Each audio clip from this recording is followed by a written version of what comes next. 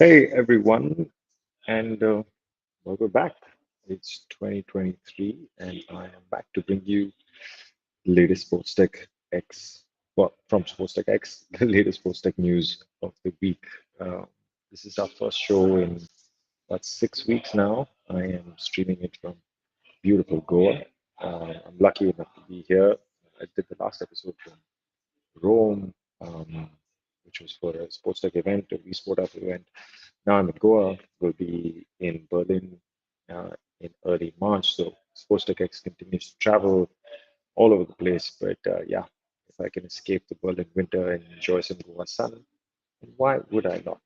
Um, in the meantime, there's been a lot happening in the SportsTech space as usual. And yeah, it was quite a task. I'm already actually a couple of minutes late on the stream. It was quite a task summarizing the last few weeks of December, the entire month of January into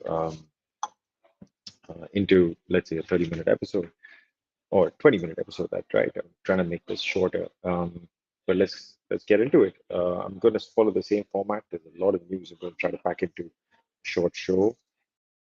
But let's jump in. We're going to start with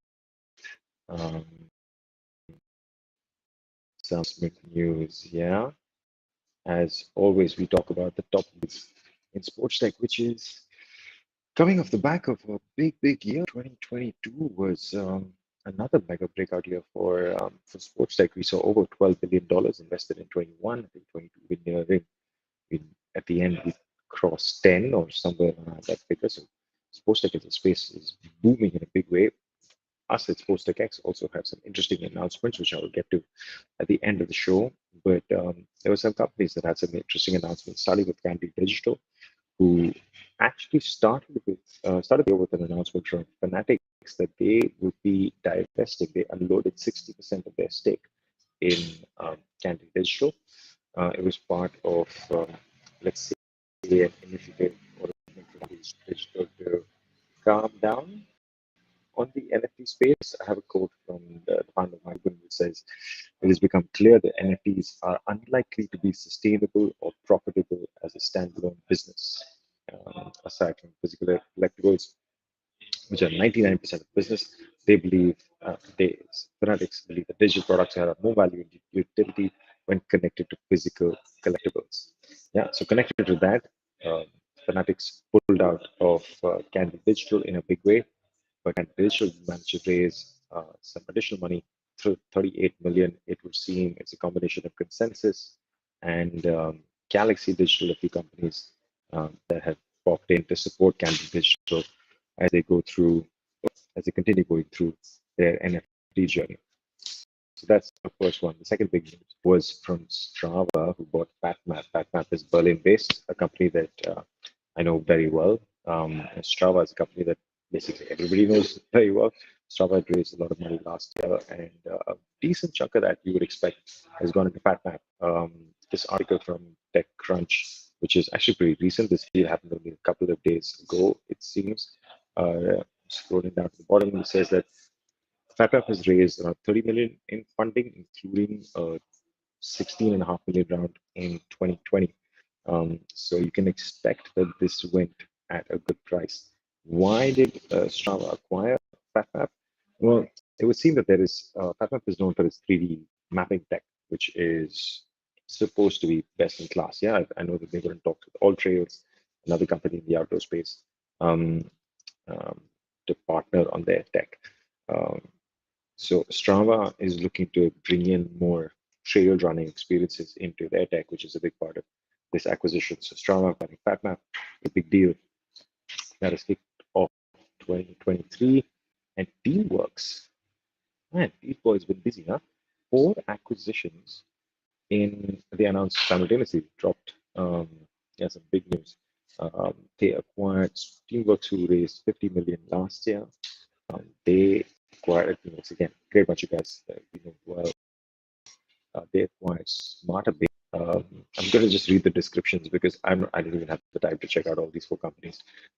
They acquired SmarterBase, which is a human performance optimization company. So basically, I'm going to assume that it's synthetic performance. Retain, which is focused on collegiate collegiate athlete development. There is Grafted and Next Play, which are also collegiate athletic alumni engagement platforms. Yeah, so three of those investments in the NCAA space or the collegiate athletic space, and one on professional player development. I wonder if this has anything to do with NIL and how much, let's say, money is coming into college athletics. But D-Works making some moves. Those are my top deals. What else do we got? Okay, a couple of new initiatives. I'm rounding up so much. A couple of new initiatives. Southampton Football Club announced their Future of Football Challenge. This is ending, I believe the applications close in February. Yeah, that's what it says, 23rd February. So they're doing a 4-week sprint to, invite startups across primarily fan engagement. The topic. So Web3 and SportsTech Labs. They're blockchain based. This is by YOLO Group. YOLO Group are the guys who ran the same challenge for Arsenal a few years ago. So what are you going to do? You're going to secure some sort of commercial relationship with selected startups, about 100K worth of money. You'll be speaking with Southampton directly. Yeah, of course, if you're going to get a commercial relationship with them, then yes, of course, there's going to have an opportunity to test out your product and workshops and blah, blah, blah. Now the timeline which lays it out, applications closed by Feb 23rd, and by the 3rd of May, there will be a closing event. And these are the decision makers, so on. So the Future Football Challenge is one that you check out, and that Maple Leaf Sports, Toronto-based Maple Leaf Sports and AWS are creating their own sports tech development arm, which they call SportsX. Name sounds familiar, no? So Maple Leaf Sports, of course, are only Toronto Raptors, Maple Leafs. They have an existing partnership with the Future Sport Lab in Toronto, but let's say they're expanding their focus on sports tech, but specific to mixed reality applications. Yeah, they want to use AWS's cloud and AI-based tech and focus on. I think I read somewhere. Yeah, they want to talk about AR, AR, MR, XR, and see what kind of startups come up from a fan engagement perspective. Those are two new initiatives. Yeah, Southampton and MLSE with AWS. Next up, we have the NFL will apparently have Sunday ticket only on YouTube. Google spending more and more money on sports streaming, same as everybody else, same as Amazon, same as Facebook, same as Netflix. Well, Netflix is more on production streaming, of course, we know that, but live sports, man, is getting a big thing. I read a stat which said out of the top 100 most watched events of last year, I forget this is US based stat, 94 were sports, only 6 were non-sports events. Yeah. Anybody had any doubts about what everybody's watching live at the same time? It is sports, that's for sure. So YouTube will have the NFL on Sunday, and this is the next generation Sunday YouTube Premium will be available on prime time channels. And this is a multi-year agreement. So that's what we're doing. What is Amazon doing? Amazon is launching its own standalone app, apparently. Yeah, they're working, and this actually came from the end of last year. This is not January's news, but I thought it's relevant to speak about. Amazon's working on a standalone app for sports content. Basically, instead of be connected to your Amazon Prime account, if people want to buy Prime, or they will upsell Prime to existing sports streamers or whatever sports is available on Amazon. It's a Premier League in UK, or it's the NFL on Thursday nights, or Yankees baseball games. Amazon will push all of this on Prime Video and upsell or try to upsell people who are not already Prime subscribers into Prime. But they want to do this via a standalone app. I think the important thing, this is important because it just says how much they're willing to invest or how serious they are about sports streaming. There was a huge deal I don't know if you've seen, but um, Disney finally bought out the last 15% that the MLB held into what was formerly BAMTech, but now is the infrastructure that supports all of Disney's streaming, whether it's Disney Plus, Hulu, or whatever else that Disney owns. And they bought the last 15% for 900 million. So I think that values the firm at about $6 billion.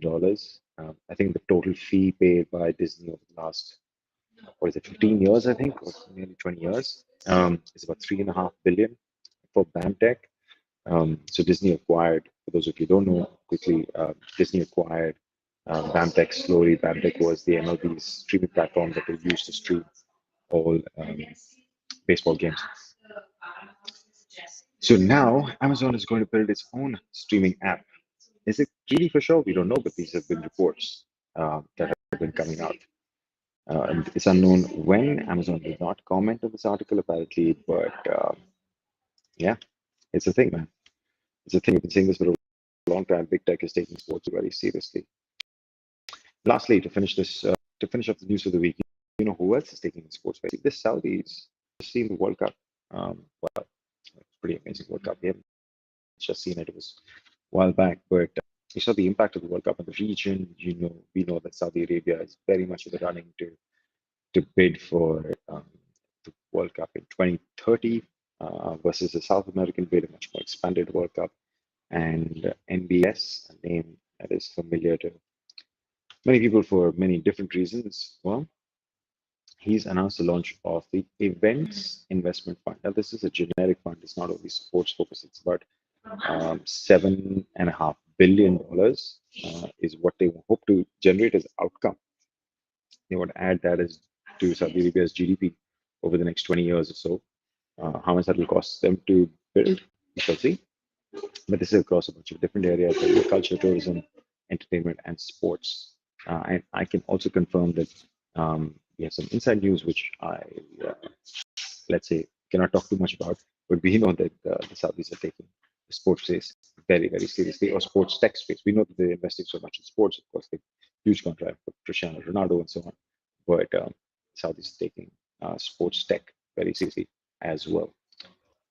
So are Sapphire Sports, who had invested in City Football Group. They have now brought in Madison Square Garden and Sinclair Group. Yeah, so they have Sapphire Sports has raised their second fund, which is $181 million fund. I'm going to quickly jump to the next news because Courtside, another familiar with, it's so active and absolutely smashed. Their SportsTech investment track record is second to none. They raised their third fund. The first fund was 35 million, the second fund was 55 million, and their third is $100 million fund. They want to invest in sports, collectibles, wellness, gaming. You can read the article. I mean, each of them talk about their own focus areas, fans, betting or betting enablement, and similarly with the Sapphire Sports Fund. Yeah, I think everybody's talking about different types of fan engagement solutions that they want to invest in, but 3 solutions that they want to invest in, but all with strong use cases. So more money continues to pour into SportsTech. It is a space that is red hot. We talked about it in our VC report from the end of last year, and we'll continue to talk about it for this year. This was the first episode. We will continue with all our content as we do. We have our SportsTech weekly show, which hopefully some of you are watching. I know it's just come back, so people are consuming this at different times. I'm also in India right now, so I've brought the show timing up in the day for Europe. But I will continue to do it at the standard 5 p.m. European slot once I'm back in Europe. But for now, I will do it at 5 p.m. India time. So we'll do that. Our podcast will come back soon. Our newsletter is going to go out early next week. So we're slowly getting back into our content engine. But we have some exciting news as well. We're going to be more involved in startup fundraising. So shout out to any startups that are watching this. If you aren't connected to me already on LinkedIn, drop me a line or send me an email at ron@sportstechx.com. We're definitely evaluating more deals. We have recently brought on a VC fund as a, let's say, investor in us. So this is a big strategic move for us, that we're going to be closer to the investment space. Ben, who is actually in Goa right now, hung out with him like 2 days ago. Ben is taking some time away. He's moving away from SportsTech X for a while, and I'll be running the show with, of course, the whole team: Rishabh, Kibali, Vishnu, and everyone else. But yeah, we have a few interesting things. Deal making will be a big part of what we do this year. Okay, that's my 15 or so minutes. I'm going to try to keep these shows much tighter going forward. As always, drop me a line if you want to get in touch, if you have anything to say. Um, uh, Please let us know. Elena says Strava rocks. Yes, Elena, Strava is a very cool platform. Also, hello, hope all is good with you. Yeah, and share the content if you've enjoyed it, if you like the news. It's a format that we're going to continue to expand. So let a few people know. Bring some more people to our channel. Otherwise, see you guys next week.